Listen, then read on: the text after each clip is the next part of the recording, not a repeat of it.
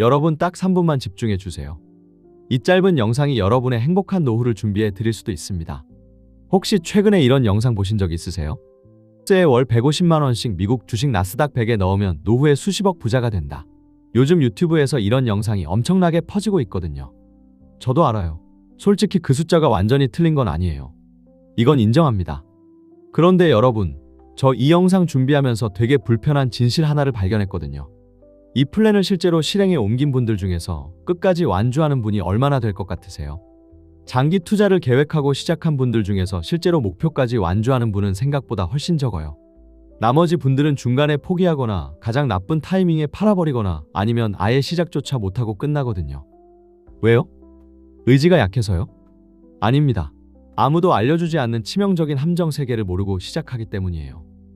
오늘 저는 그 희망찬 시뮬레이션의 뒷면, 아무도 불편해서 말 안 해주는 그 이야기를 여러분한테 해드리려고 합니다. 그리고 이 함정을 피해서 그 목표를 진짜로 이루는 현실적인 방법까지 같이 알아볼 거예요. 집중해서 한 번만 봐주세요. 이 영상 하나가 진짜 내 노후 생활의 20년 방향을 바꿀 수 있습니다. 자, 먼저 우리가 같은 선상에 서기 위해서 기존 플랜을 빠르게 짚고 넘어갈게요. 요즘 유행하는 전략, 핵심만 말씀드리면 이겁니다. 50세부터 매달 150만 원 정도를 증권사 연금저축펀드 계좌에 넣고 미국 나스닥 100 ETF를 자동으로 쌓아가는 거예요. 10년 뒤에 납입을 멈추고 몇 년을 그냥 묵혀두면 복리 효과로 자산이 크게 불어나고 이후 매년 생활비로 꺼내 써도 자산이 계속 커진다는 거죠. 숫자만 보면 완벽합니다. 그런데 이 계획에는 딱 하나, 엄청난 전제 조건이 붙어 있어요. 나스닥이 앞으로도 지금처럼 높은 수익률을 유지한다는 가정이에요. 이 전제가 바로 오늘 이야기의 시작점입니다. 자, 이제 본론으로 들어갑니다. 여러분 중에 에이, 나스닥 100은 원래 수익률 좋은 거 아닌가요? 라고 생각하시는 분 계신가요? 맞아요. 틀린 말이 아닙니다. 지난 10년 동안 나스닥 100은 실제로 굉장히 높은 수익률을 보여줬어요. 그러니까 나스닥이면 믿을 수 있다는 생각 자체는 근거 없는 게 아니에요. 그런데 여기서 반전이 옵니다. 이 높은 수익률 안에 뭐가 숨어 있는지 아세요? 그 기간 안에 코로나 폭락도 있었고 금리 인상기에 급락도 다 포함된 숫자예요. 그리고 그 10여 년은 역사적으로 미국 기술주가 유례없이 강세였던 시기였어요. 투자의 세계에는 오래된 격언이 있어요. 과거의 수익률은 미래를 보장하지 않는다. 이건 그 어떤 전문가도 반박하지 못하는 투자의 제1원칙이에요. 자, 여기서 핵심입니다. 수익률 전망이 조금만 낮아져도 결과가 크게 달라진다는 걸 아셔야 해요. 기대했던 수익률보다 낮은 수익률이 나왔다고 가정해 볼게요. 그래도 같은 돈을 은행 예금에만 묵혀뒀을 때와 비교하면 나스닥 100 투자의 결과는 여전히 훨씬 유리합니다. 기대보다 낮더라도 복리 효과와 과세 이연 혜택이 더해지면 은행 이자와의 격차는 생각보다 훨씬 크거든요. 여기서 제가 드리고 싶은 말씀은 이겁니다. 목표를 최고 수익률 달성으로 설정하는 순간 시장이 조금만 흔들려도 계획 전체가 거짓처럼 느껴지면서 심리적으로 무너져요. 그 흔들림이 중도 이탈의 씨앗이 됩니다. 이걸 쉽게 비유하면 처음에 이번 시험에서 반드시 100점을 맞겠다고 목표를 세운 학생이 80점을 받았을 때 크게 실망하는 것과 같아요. 반면 60점만 넘으면 합격인 시험이라고 기준을 잡은 학생은 80점에 오히려 의욕이 넘치거든요. 마인드셋을 바꿔야 합니다. 내 목표는 최고 수익률이 아니라 은행보다 훨씬 높은 수익으로 노후 자산을 꾸준히 불리는 것이다. 이 한 문장이 여러분의 투자 인생을 바꿀 수 있어요. 자, 이제 핵심입니다. 제가 오늘 준비한 내용 중에서 가장 중요한 파트예요. 여기서 잠깐만요. 여러분 아시죠? 구독과 좋아요 한 번씩만 꼭 부탁드립니다. 더 열심히 하겠습니다. 혹시 이런 경험하신 분 계세요? 열심히 아껴서 모은 돈이 어느 날 계좌에서 크게 줄어있는 거요. 머리로는 이건 일시적 하락이야, 다시 오를 거야 라고 알고 있어요. 그런데 화면에 빨간 마이너스 숫자가 찍혀 있으면 그 순간 아무 생각이 안 납니다. 그냥 팔고 싶어져요. 이게 바로 두 번째 함정이에요. 나스닥 100은 실제로 크게 오르는 만큼 크게 내리는 구간도 반드시 옵니다. 금융위기, 금리 충격, 지정학적 위기 등 이런 사건들은 예고 없이 찾아와요. 그리고 이런 폭락장이 오면 계획을 가지고 시작했던 분들 중에서도 상당수가 결국 매도 버튼을 누릅니다. 이건 의지의 문제가 아니에요. 사람의 심리는 손실 앞에서 본능적으로 도망치게 설계되어 있거든요. 문제는 이 순간에 팔면 모든 게 끝난다는 거예요. 실제로 나스닥의 역사를 보면 폭락 이후에는 반드시 회복이 왔어요. 그리고 더 올랐어요. 폭락장에서 버티고 꾸준히 매수를 이어간 사람들이 결국 가장 큰 수익을 가져갔습니다. 반대로 폭락장에서 팔고 나온 사람들은 이후의 반등을 아예 놓쳐버렸어요. 그럼 어떻게 해야 할까요? 저는 딱 두 가지를 권해드립니다.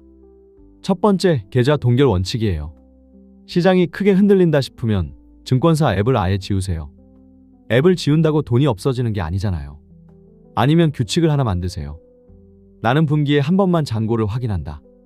말이 안 되는 것 같지만 잔고를 자주 볼수록 감정적인 결정을 더 많이 하게 돼요. 덜 보는 게 오히려 도움이 됩니다. 두 번째는 포트폴리오 조정이에요. 나는 변동성이 너무 무서워서 잠을 못 잘 것 같다는 분들 계시죠? 그런 분들께는 연금저축펀드 안에서 나스닥 100 ETF 대부분에 미국 장기채 ETF를 소량 섞어보시라고 말씀드려요. 미국 장기채는 주식시장이 크게 흔들릴 때 반대 방향으로 움직이는 경향이 있어서 계좌 전체의 심리적 충격을 줄여주거든요. 다만 항상 그런 건 아니에요. 2022년처럼 주식과 채권이 동시에 내리는 예외적인 상황도 있었어요. 그래서 이건 수익률을 높이는 전략이 아니라 심리적 안정을 위한 보조 수단으로 이해하시면 좋겠어요. 물론 이렇게 하면 기대 수익률이 살짝 낮아질 수 있어요. 하지만 이게 끝이 아닙니다. 수익률이 조금 낮더라도 끝까지 완주하는 게 최고 수익률 플랜을 중간에 포기하는 것보다 훨씬 낫거든요. 버티는 사람이 이기는 게임이에요. 나스닥 100은요.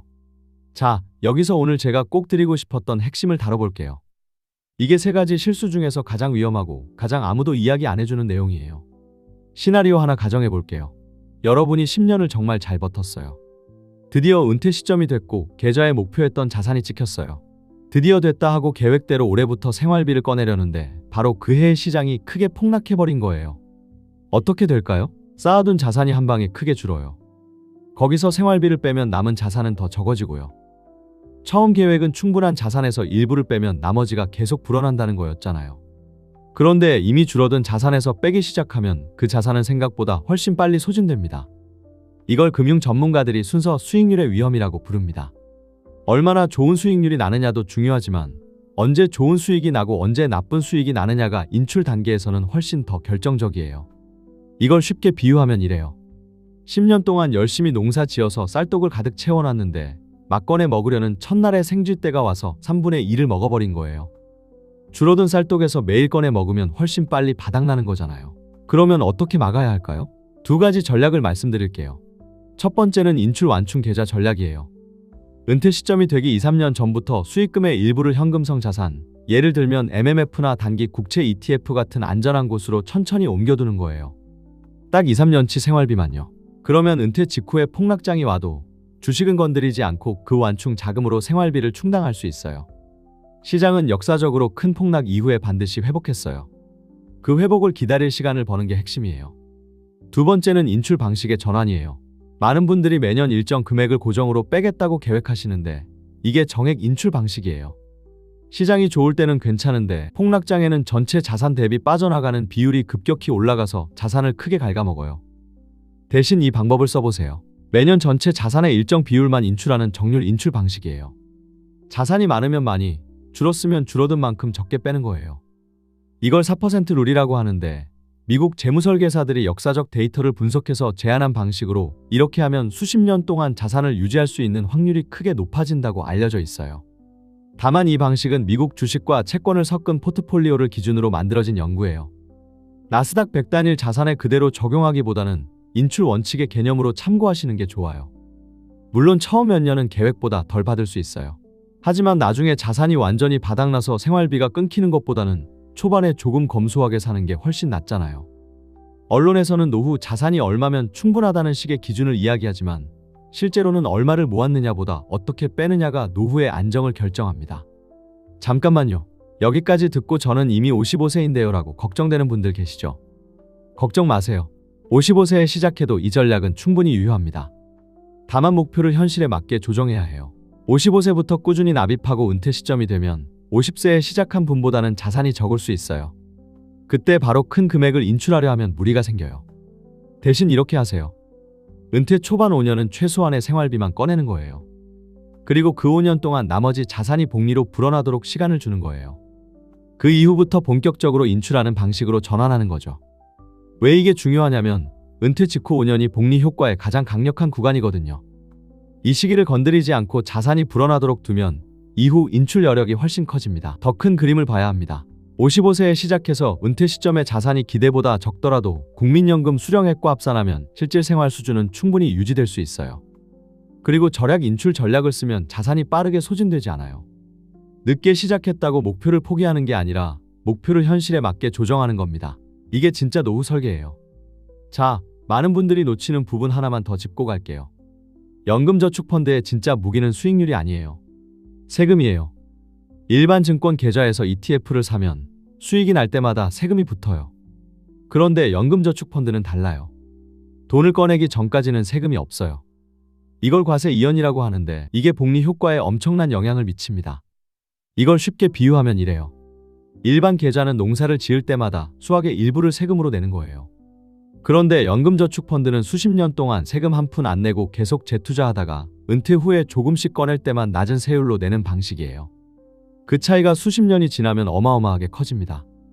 게다가 세액공제를 받지 않은 납입 번금은 인출할 때 비과세예요. 이게 사실상 비과세 저축금고 역할을 하는 거예요. 연금저축펀드의 세금 혜택은 수익률 못지않게 중요한 이유가 바로 이겁니다. 다만 세제는 정부 정책에 따라 바뀔 수 있어요. 투자를 시작하신 후에도 제도 변화를 꾸준히 체크하는 습관을 들이시면 좋겠어요. 자, 마지막으로 오늘 이야기를 정리해 볼게요. 오늘 제가 드린 이야기는 나스닥 100년금 저축펀드 투자하지 마라가 아닙니다. 오히려 반대예요. 이 조합은 여전히 50대 후보 세에게 가장 강력한 노후 준비 수단입니다. 이건 변함없어요. 다만 이 무기를 제대로 쓰려면 세 가지 함정을 반드시 알고 시작해야 한다는 거예요. 첫째, 수익률의 환상에서 벗어나세요. 목표는 최고 수익률이 아니라 은행보다 훨씬 높은 수익으로 꾸준히 불리는 것입니다. 둘째, 폭락의 공포를 미리 각오하세요.